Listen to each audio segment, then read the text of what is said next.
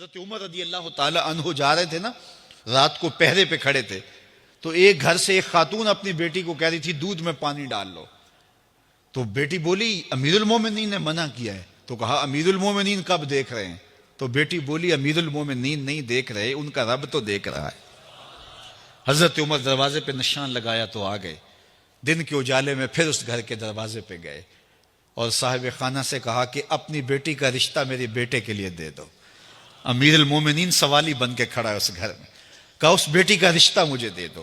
ان کو اور کیا چاہیے تھا؟ امیر المومنین کے بیٹے کے لیے رشتہ قبول کر لیا گیا۔ پھر اللہ تعالیٰ جل شانہ ان کو ایک بیٹی دی، اس بیٹی سے اللہ نے ایک بیٹا انہیں دیا، اس بیٹے کا نام حضرت عمر بن عبدالعزیز ہے۔ تو جب مائیں اللہ سے ڈرنے والی ہوں، تنہائی میں ڈرنے والی ہوں، تو پھر اولادیں ایسی ہوتی ہیں۔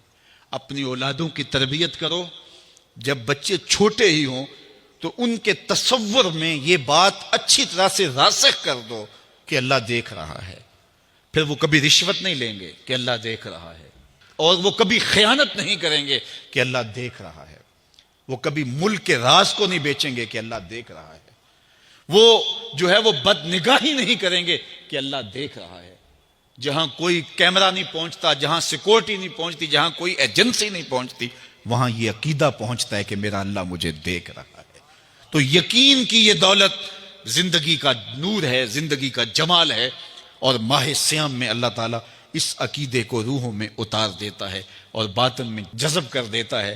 تو اس کو اپنے اندر اچھی طرح سے ہم اتار کر کے اپنی زندگی میں چراغاں کر سکتے ہیں اور اندھیرے دور کر سکتے ہیں۔ یہ تیقن کہ میرا اللہ مجھے دیکھ رہا ہے، میں اپنے رب کی نگاہوں میں ہوں۔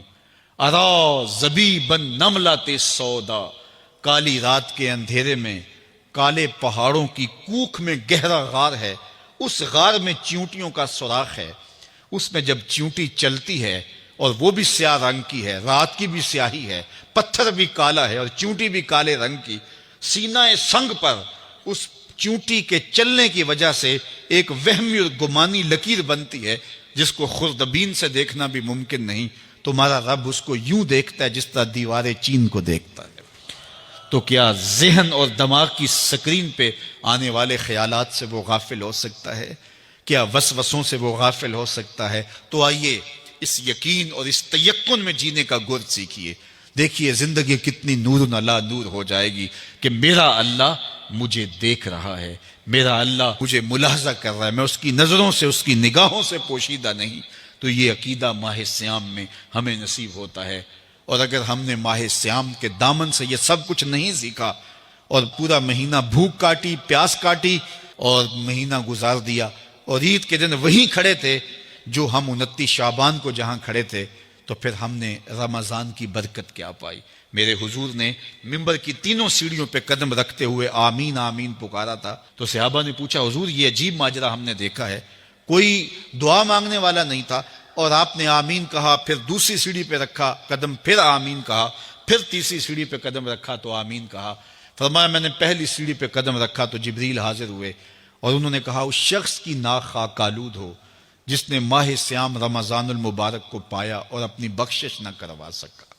تو میں نے اس پہ آمین کہا کہ ماہ سیام ملے، رحمتوں کی برکھا برستی ہو، جنت کے 8 دروازے کھلے ہو، جہنم کے در بند کر دیے گئے ہوں، ایک نفل کا ثواب فرض کے برابر ہو، فرض کا ثواب 70 فرضوں کے برابر ہو، رحمتوں کی برکھا ہو اور بندہ اپنی بخشش بھی نہ کرا سکے، تو کہا اس شخص کی ناک خاک آلود ہو۔ تو حضور نے اس پہ آمین کہا۔ تو اتنے پیارے موسم کو جو ضائع کر دے، ایسی حسین رت کو جو ضائع کر دے، اس کے لیے وعید بھی کتنی سخت ہے۔ کہا دوسری سیڑھی پہ قدم رکھا تو جبریل آئے اور کہا اس شخص کی ناک خاک آلود ہو جو والدین کو بڑھاپے میں پائے اور خدمت کر کے جنتی نہ ہو سکے۔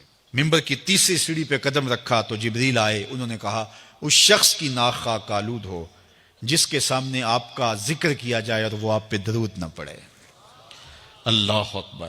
رسول رحمت کا نام آئے تو درود و سلام پیش کرو، ان کا ذکر آئے تو تمہاری روحیں بھی درود پڑھیں، تمہاری زبانیں بھی درود پڑھیں۔ اللہم صلی علی سیدنا و مولانا محمد معدن الجود والکرم۔